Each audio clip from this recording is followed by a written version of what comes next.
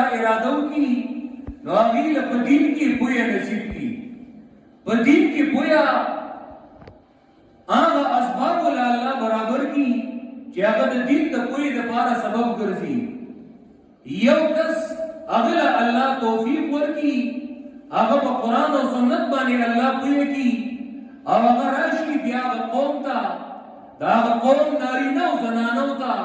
ماشومانو ته، ځوانانو ته هغه د الله کتاب بیانوي او مفتی بیانوي. زمونږ استاد محترم هغه اکثره دا وایي وی د نورو علماو تاسو که بیانات واورئ وی د هغې بیانات زمونږ د بیاناتو نه ډېر خواږه وي، د هغې علم زمونږ د علم نه ډېر علم دی. خو کوم شی چې هغه زمونږ ملګرو له الله یو امتیاز ورکړی دی او زمونږ ملګرو له الله یو خصوصیت ورکړی دی، نو هغه دا چې موږ د الله کتاب دا بغیر د څه غرض نه او بغیر د لالچ نه، او دا هغه بنیادي څیز دی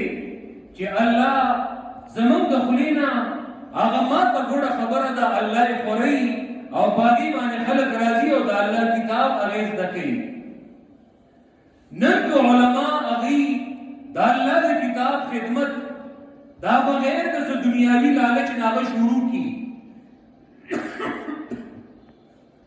یاد ساتئ د دنیا لالچ هغه یوازې دا نه دی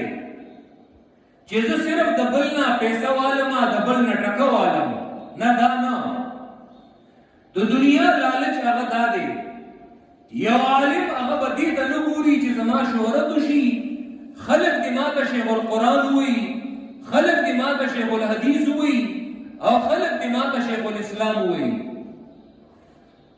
مدخل د ابن الحاج کی دا یو مالکی عالم دی، ډیر یو بهترین بحث هغه یو ځای کې په دې باندې کړی دی چې د متقدمینو او د متاخرینو علماو د هغې یو فرق هغه دا دی چې متقدمینو علماو صحابه او تابعینو تبع تابعینو هغې ځان د دې شهرت نه د دې القاباتو نه هغې پریز کو او د دې نه هغې لرې تښتېدل. متاخرینو علماو کې نه هغه اخلاص پاتې شو، د دنیا لالچ راغستی دي، او بل طرف ته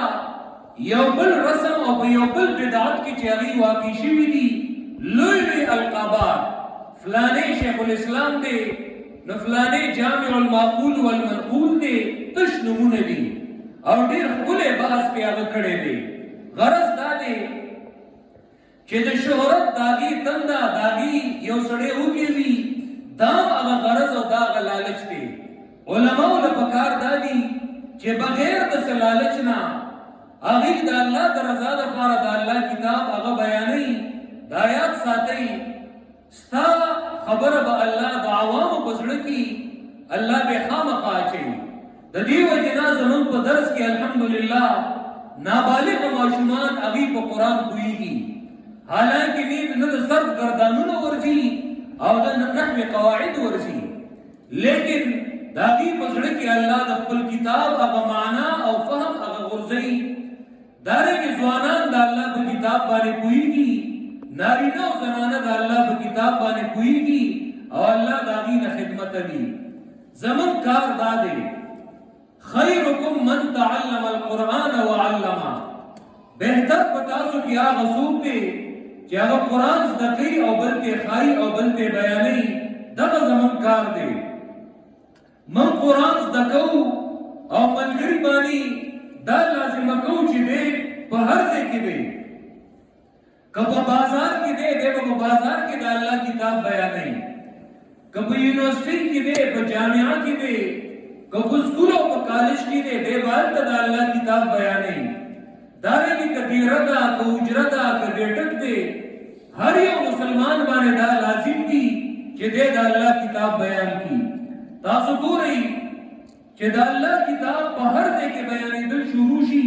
ته ګوره چې په ټوله دنیا کې د قرآن یو انقلاب هغه راځي او که نه راځي. علامه اقبال وایي فاش گویم آنچ در دل مضمرس ای کتاب نیست چیز دیگرست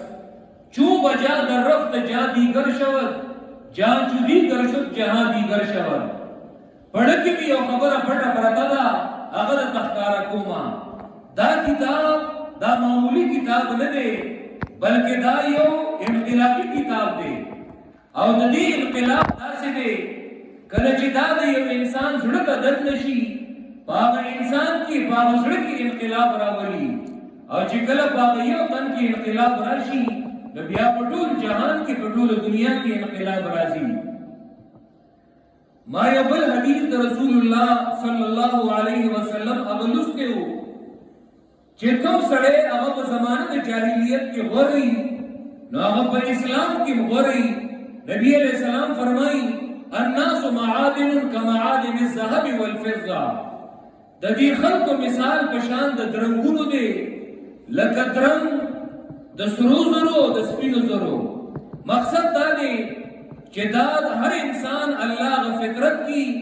بعضی خصوصیات او داغه په جبلت کی بعضی خصوصیات هغه کې خود دي دیو جنا کم سړی چې هغه په زمانه د جاهلیت کې مطلب د قران نمخ کې د دغه اخلاقو دارنګه د دغه طرز عملو هغه په اسلام کې هغه خصفات باغ کې وی خو شرط دا دی چې د قران او سنت باندې ځان پوهه کی او د دین پوهه هغه حاصل کی زبدي خبرو باندې اکتفا کوما مالا او الله دې تاسو لا طول لا پدې بیان باندې د عمل کولو توفیق راکړي کم خلک چې هغه ترننه پوری دا الله کتاب ته ندي ناس دا الله د کتاب ناوی نه خبر دي نن دې زیتا داراتل دا ناستا دا دې الله د دې لپاره د خیر او د برکت ذریعہ ورځي او الله دې دې مجلس نه هغه به خیر نه پاسې ځکه دا داسې مجلس دی هم الجلساء لا يشقى جليسهم دا داسې ناستا دا چې د دې سره ناس سړی هغه بدبخت کیږي نه الله دې مونږه د دې مجلس نه د سعادت او د خیر سره را پاسې او الله دې مونږه د دینه بدبخت کینا